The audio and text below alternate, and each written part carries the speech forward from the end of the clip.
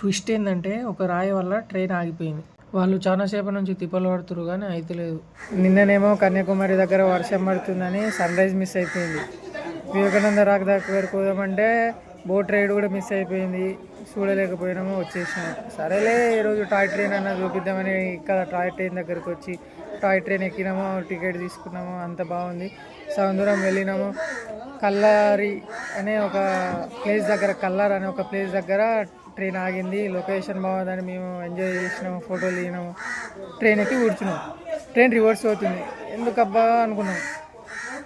నేనేమనుకున్నా అంటే ఏమో రైల్వే ట్రాక్ వేరే దగ్గర చేంజ్ అయిందేమో, రివర్స్ పోయి చేంజ్ చేసుకుంటామేమో వేరే లొకేషన్ కానీ అట్లా అనుకున్నాను.